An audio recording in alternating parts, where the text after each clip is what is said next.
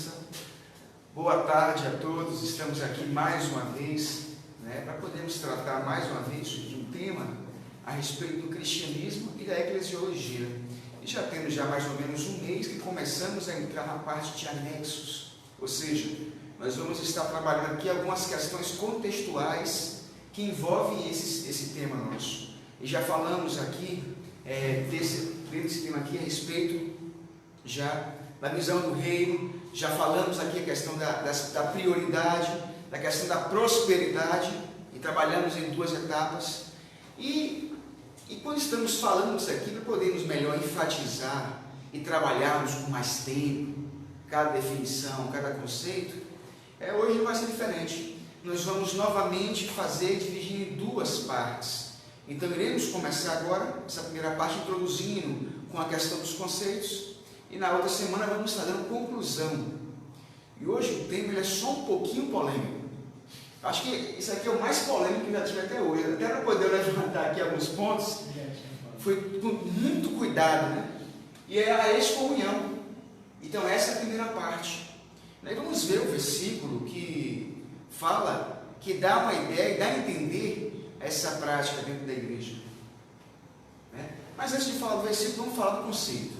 Para podermos, assim que entrarmos no versículo, já temos muito bem em mente o que significa. Então, a excomunhão é uma punição religiosa utilizada para suspender um crente de uma comunidade, ou seja, é um banimento. Claro que quando você procura vários conceitos a respeito desse tema, você acha muita coisa diferente. Mas, em resumo, isso aqui é uma boa definição que eu encontrei, Apesar de ter algumas palavras fortes, palavras duras, essa é realmente a ideia da excomunhão. E o nome já fala, excomunhão.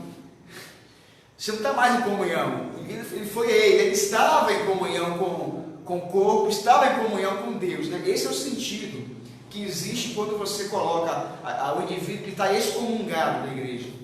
Então o versículo que nós separamos está aqui. Está em Gálatas 1, versículo 8. Mas ainda, isso aqui é Paulo escrevendo, a essa região. Mas ainda que nós mesmos, ou um anjo do céu, vos anuncie outro evangelho, além do que já vos tenho anunciado, seja anátema. O termo anátema é quem serve de base para a construção da excomunhão. A ideia de anátema, irmãos, aqui é um sentido de uma ideia que a igreja, ela desaprova esse indivíduo ou a ação dele, que ele fez com relação à igreja. Então o termo tem a ver com isso. Então o termo anátema é quem serve de base para a construção da excomunhão, deixar o indivíduo sem participar dos sacramentos ou de qualquer participação eclesiástica. Quando eu mencionei esse sacramento aqui, é porque quem colocou isso para funcionar, e usando essa palavra mesmo, foi a Igreja Católica. Então tem aqueles sacramentos todos, do batismo e tal, da hóstia.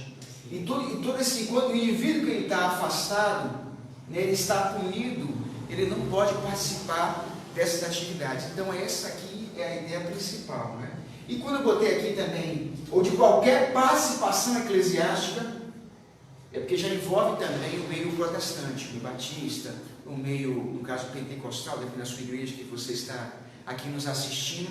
Então isso daqui, de maneira ampla, pega todo tipo de denominação cristã, certo?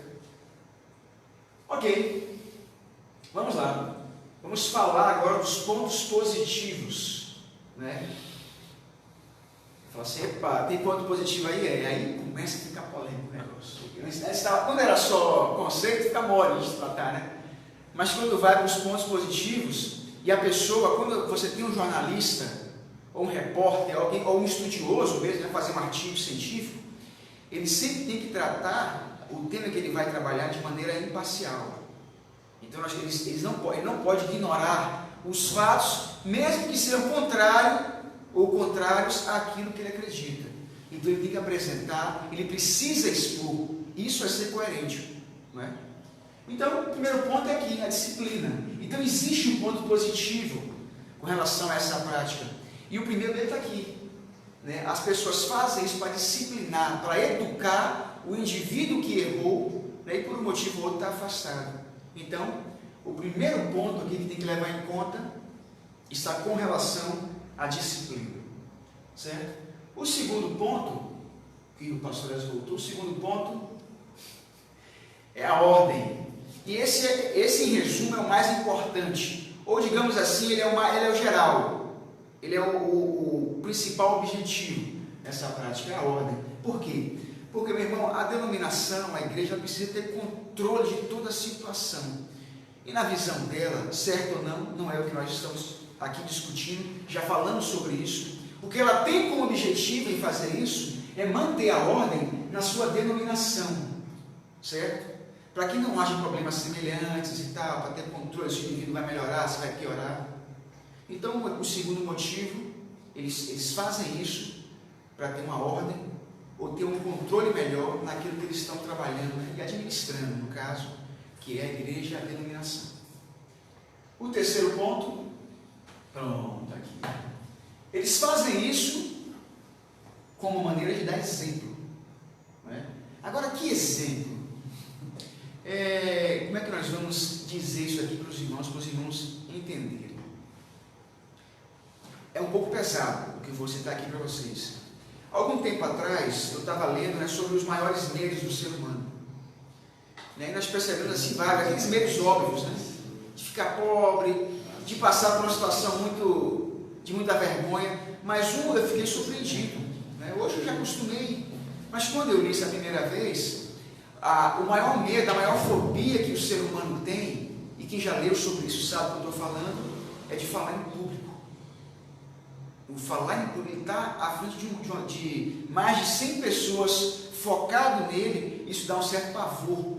Só que, em resumo, o maior medo dele não é esse tipo de fobia social. O maior medo que ele tem, em resumo, isso, né, ele está em evidência para as pessoas. E aí entra muito nisso aqui. Porque esse acontecimento aqui, ele é vergonhoso, em resumo. Quem é excomungado da igreja, ele tem uma certa vergonha. E para aquelas pessoas que veem o indivíduo naquela situação, que ele passou por isso, e está envergonhado, isso meio que intimida outros membros. Fala, isso é diabólico, Mas como eu mencionei já a princípio aqui, nós devemos deixar claro que a maior razão da excomunhão aqui no caso é manter a ordem da denominação. Então, mesmo sendo negativo, as pessoas olharem para esse indivíduo que passou por uma situação muito constrangedora, ou uma vergonha em público e tal, e foi afastado. Quando fala assim em público, às vezes a igreja ou a denominação, ela não faz isso em público.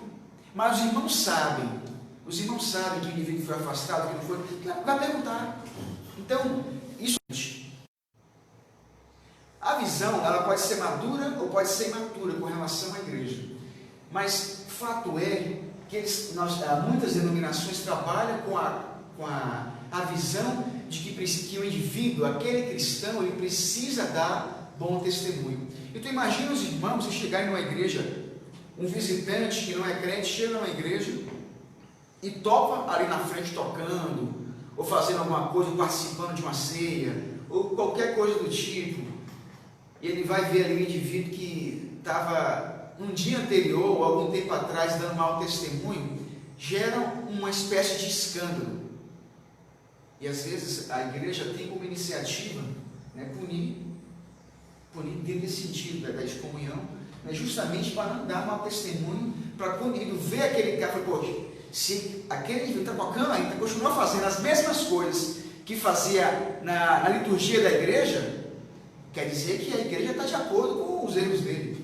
Às vezes passa essa imagem, né? E não estamos aqui tratando se é maduro ou se é imaturo a visão desse indivíduo.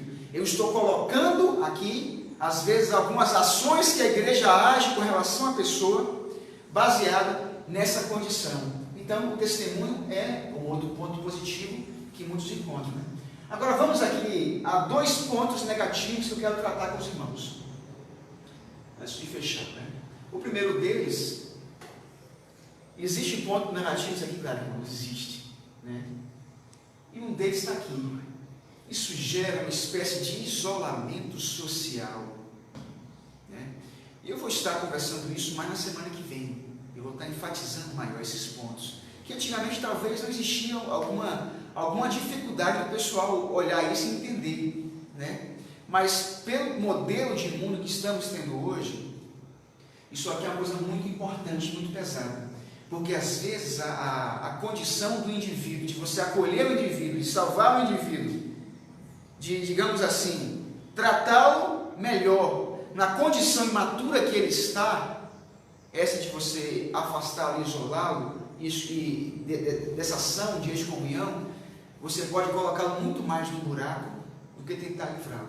Mas a gente vai falar isso mais na próxima semana, certo? Então, o primeiro ponto disso que tudo é o isolamento social e esse constrangimento que ele tem, que ocorre com ele quando ele fica afastado da igreja. Existe também o segundo ponto, existe a incoerência bíblica. Por quê, irmãos? Porque quando nós falamos da excomunhão, já sempre partimos do princípio de que se a igreja agiu assim, é porque o indivíduo está errado.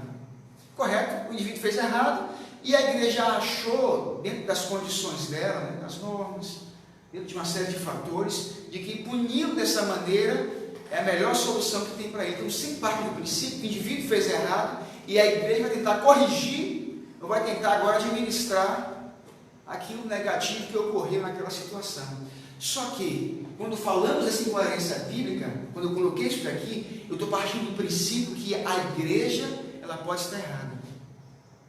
Porque o indivíduo fez uma prática que muitas vezes na igreja, ou dentro do próprio cristianismo, das palavras de Jesus, ou da visão das primeiras igrejas, que eles faziam, que não tinham como errar, mas por alguma ação pessoal, de má interpretação da Bíblia, algum líder religioso, ou alguma denominação em sua prática, ela entende como errado. Por exemplo, é quando o indivíduo vai visitar outra igreja.